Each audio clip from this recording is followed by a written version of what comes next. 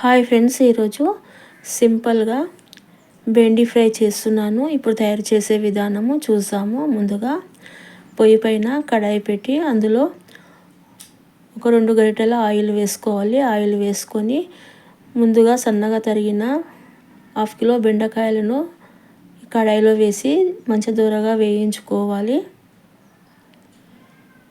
ఈ విధంగా మంచిగా కలుపుతూనే ఉండాలి. బెండకాయలు మంచిగా ఫ్రై అయ్యి జిగురు పోయిన తర్వాత తీసి ఒక బౌల్లోకి వేసుకోవాలి. ఈ విధంగా మంచిగా బౌల్లోకి వేసి పక్కన ఉంచండి. ఇప్పుడు అదే కడాయిలోకి ఇంకో 2 గరిటెల ఆయిల్ వేసుకోవాలి.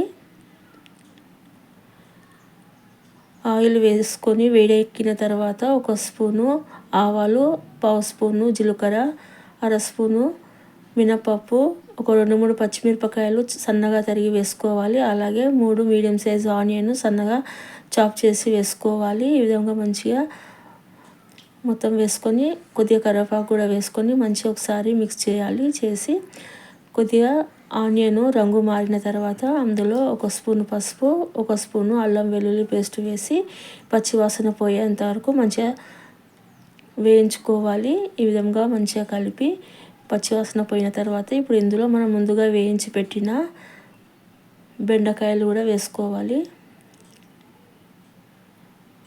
వేసుకొని మంచిగా కలపాలి. ఈ విధంగా కలిపి మనము ఇప్పుడు ఇంతవరకు మనం ఉప్పు వేసుకోలేదు కదా, ఇప్పుడు ఇందులో సరిపడంత ఉప్పు వేసుకోవాలి.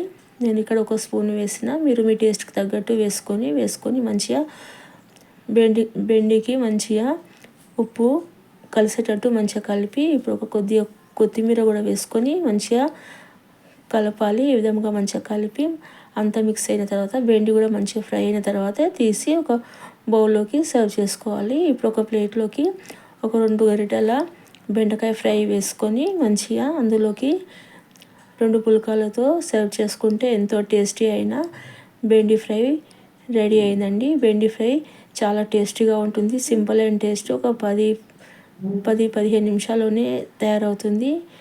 ఇంకెందుకు మరి ఆలస్యం, వెంటనే బెండి ఫ్రై ట్రై చేయండి, చేసుకొని తినండి. మీకు ఈ వీడియో కనుక నచ్చితే తప్పకుండా లైక్ చేయండి, షేర్ చేయండి, సబ్స్క్రైబ్ చేయండి. Thank you. Please subscribe.